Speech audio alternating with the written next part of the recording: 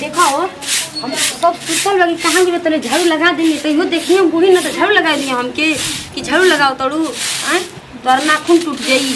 ई तो बात बाटे कि हमके इतना जाने ली माने ली ना कि का बताए के हाँ जिसन जे करी ओकरी अंगवे ना आई हमार माई बाप भाई भौजाई लाद के देले बता हमार न मान जान होई तो वैसे ने टूअर टपर का बेटी के मान जान होई जब उनके संभल ना रहे तो काहे के ऐसन घर में बियाह कइला स हम तो अपनी ननद के ऐसन घर में बियाह करब ऐसन सिखा पढ़ा के न हमार ननद लाखों में एगो रहे पूरा गांव में अकेले रही हो कि कह जाला कि पूरा गांव एक कोरी हमार ननद एक कोरी ई का जान तड़ी जा आ जा झाड़ू लागी न तनी बैठ के अथी कर लगा का कर भौजी काजी बुची आ कहां गई रहनी हो कहले के रहनी बस देखी कपड़ा गंदा हो गइल बा रख दी खोल के धोई न आ सुनी खाना खइए कि नहीं दूध का सरिया रखल ने कटोरिया में ए भौजी खाना तो खइनी आ खइबो न हाँ तक पेट में पुत भतार बाटे ठीक न खाना खइले रहू तक के गया कि पेट में रही बुद्धि तबे बुद्धि काम करी जान लू ढेर दिन कोई थोड़ दिन आ का करती है हो का जिंदगी ने घर में का तो बुढ़ बिया पहले तो मम्मी जी से डरत रहनी जब हमके मम्मी जी रोज रोज सिखा दिल बारी न कि तू का जानतड़ी कि हम ही सास बनी तू ही घर का सास गार्जियन बड़ी तो हम कहम नहीं ये बोलम नहीं देखो कर खुल के सुन लो देखो ओकर माई बाप भाई भौजाई नहीं खस देले तो ओके मम्मी जी के गने जाने ली माने ली हमार माई बाप दिल बन हमके खूब फूले हाथे पर रखले बाड़ी आ देखो जैसन जैसन हम करते न वही गने जाके तू अपनी ससुरा करी ह ठीक न कि कहला कि मर्द रहे निमन न तो घर द्वारा गोतिनी सास ससुर का करी केहू कुछ ना करी एकदम ना होला कि पूरा घर के अंगुरी पर नचई ह हो भौजी ठीक कहत तू ठीक कहता नहीं एजा का सीखल जतई सीखबू वो ओजा काम में आई तू ही ना सिखाइबू हमरा के तब का कैसे अच्छा चाची उची से मत जाके कहिया ना कि हमके भौजी हने सिखावेली ठीक ना अपन बात दूसरा के ना कहल जाला अपन अनाज सीख जैसन हमरा होती है हां उ बढ़िया अथु जैसा ढेर न बढ़िया घर कह दिए सो सीख दिए सो तो कहिया ना कि जाके तनी उसे कह दो कि हमारी साड़ी में फाल लगा के बटे लगा दे ठीक ना तो हम तो जाए तो उनको झोटा उटा उखाड़ दे जा कह दो हमको हम तो करी ना करी तो तोहर मुँह में माने दही जमल का बोल ना सके लू ना कि डस दियो लहरो ना आई जा कुल तोहरे मालिक मुख्तियार तोहरे हाथ में बाटो तू डेरा तड़ू हैं डेरा कौनी बात कटो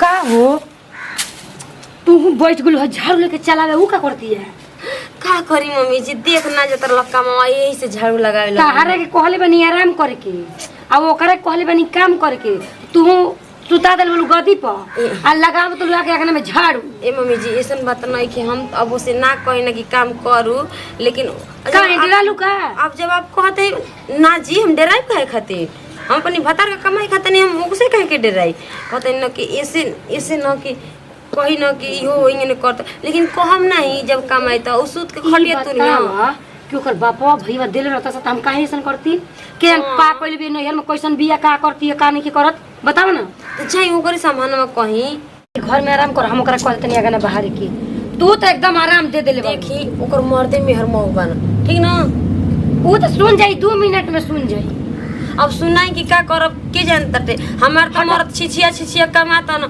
पेटे खातिर कुल नगरी घूम दिया ना एकर मर्द बना के करी लंगे रहता न ई नहीं के समझ में आती न हम लोग के ई सब हमरा समझ में देखिए कान खोल के सुन ले हम के घर में ना सुख शांति मिली न त हम अपनी मर्द के चल जाई ऐसे न कह तू ही तो सब कुछ बालू चल जब अपना मर्द के ना हमरा के करी तोरे पाछे हम इतना लड़ता नहीं बताओ जाई ओके समझा दे हम जाते न के झाड़ू देबे कह के चला के ना घर बाहर आ काम करता है कि कह देल घर में आराम करके आराम कर तू तो हाय के जन का कोइले बड़ू हाय ना करी उ करते रही तो हम ना करी ई मरते ऐसन बाटे इनके सिखा पढ़ा के रखले बाटे जा हम नौत के बतैते न माने सिखते माने न जब इन हम लोग का ओजा इज्जत जाइए तब के और हो नहीं न तब समझ जा सांझे जाइए सवेरे जाइए सांझे भागे तब समझ में आई कि हां का तू मने देखो ऐसा नम सास मिलल बड़ी ऐसा नम जेठानी मिलल बड़ी ना कि घर में 1 मिनट रहे के मन नहीं के करत हमार पता ना भगवान हमारी का दिन कहाँ सूत गल रहा ना कि ऐसा घर में ले आके हमके मरे का दिन छोड़ दिया ना से हमारे बाप माता नहीं जातनी भौजी से बतियाए अक्को हम उनसे कि हेगने हमारी संगे शासन करता न सा भगवान पता न कहाँ सुतल रहो न।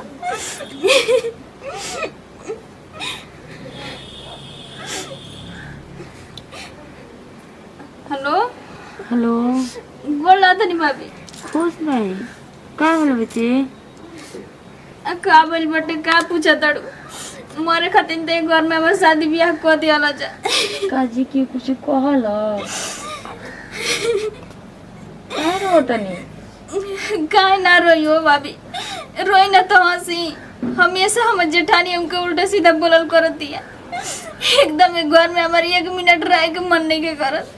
देखिए हम तो पहले ही कहे कि उ घर के लक्षण ठीक नहीं थे।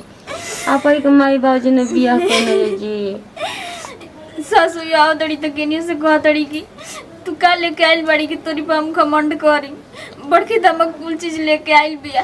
तो दहेज दिया तबे क्योंकि बेटी बहन का गुजारा हुई, बिना दहेज की ना हुई। हाँ? अगर रहेंगे नहीं ना लोग के करे के रहे तो पहले हमारे बाप मातारी से बता देले रहता जा। चल रोई मती, मम्मी जी से बात करा दे ना रोल जला जन्नी। हमारे 1 मिनट ही घर में रह के मन नहीं के करत हुआ नत कही जी। भैया के भेजा ना हम आई। ठीक बटे भेजा तनी, चली कहतनी कि जाके ले आई जा। चलो ठीक बटे। ठीक है रख। का फोन लगा के कनी में लागत रोए बतिया है बताओ तो। देखी ना आपको भौजी हमके हमेशा उल्टा सीधा बोलल करतनी। आपका माई तो 24 घंटा हमको मारले करतनी। तो फोन कहाँ तुम लोग ले लड़ू? कोई ना अपनी भौजी से बतियावत रहनी है। तुमको जाने के क्या बतिया जरूरी बताओ तो। उनका नहीं आके मतलब कुछ दे दियो जा। अपन तो दूसरा से बताओ जला। अगर रहेंगे नहीं लोग के करे के रहे तो हमारे बाबा तरीके पहले ही बता देले रहती जा तो उन लोग का बेवत पहले तो कोइले रहतन जा और नहीं तो ना कोइले रहतन जा। अच्छा चुप रह तू, रो मत, तू रो मत। भाई आँख में कजा से पूछा तो हम नहीं ना तारा के कुछ कहा। चुप रह तो, चुप रह। तारा के हम कुछ कहती तो रोवत हो तो कोनो बात रही बताओ तो। हम तारा के मारत नहीं, तारा के बोलत नहीं हम। हमारा ना रखे बटे। ये बात तो सही कहनी जी। हम आपे के मुंह देख के घर में बानी न तो इतना हमके शासन दे तड़ी जनम कि 1 मिनट घर में हमारे रह के मन नहीं के करत। हम चल जाती अगर आप ना रहती तो। वो हमने के अलगो नहीं सन कर दिया, हमने के अलग बनी थी जा खैती जा। चलो ठीक बटे हम आवत द्वार पर से। ठीक ना, चुप रह तू। ठीक बा, हम ठीक भाई तो कोई ना कुछ करी। चुप रह तू। बतावा भगवान पता ना कहाँ सूत गलन। एक बार हमको मुँगा देता तो ठीक रही न रहती या न इतना दुख हमके झेले के पड़ी थी। अच्छा तो तोरा के बड़ी दुख बा। आई जब भूल का चौतड़ी का सुनाओ तड़ी का अपने भता रखी। ए मम्मी जी एगने काहे बोलो तनी जी। बड़ा मम्मी जी कहतड़ी, मम्मी जी कल से भूला जाई का तोरा के। आ कर हो आगे ने घर बाहर के बया के जी बुलुका रो रो के सुनावा तड़ी। ज्यादा दुख तोरा के। दुगाड़ी लाद के लेके आइल बड़ू का बोला ना। एगने काहे कहतनी जी। काहे आतना सुख में बड़ू तो तारा इतना लोर चुअता। बुझाता कि जैसे बुझाता कितना दुख में बड़ू। आदमी सल्फास देख तो तारा का मुंह आवता काटता नहीं का। हाय ये झाड़ू ले ले आ चल के हुआ ना घर बाहर जल्दी ना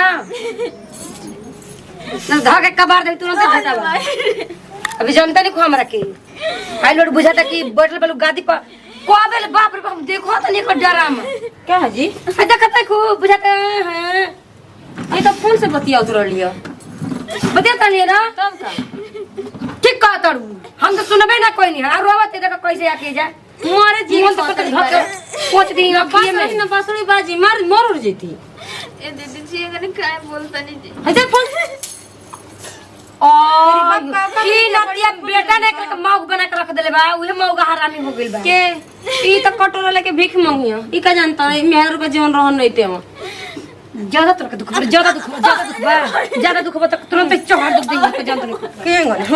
हां होताटे मम्मी जी हम चल मम्मी का गोला कर। चल मम्मी जी के गोला का दिखावा ताड़ी। मम्मी का गोला दे रे मम्मी जी के गोला कर भाई मुंह कर ले। हो ये पत्ता दे के हराइए लागल काम करत ए मुसर ने मोटाई जे तड़ी के जन कोचिंग कर धैले बा बीमारी। हमर हाथ टूटल हमने गोल लगली थी झोड़ देना ना लगली। मम्मी जी गोल लगता नहीं भगवान तरह के बनैले रहस।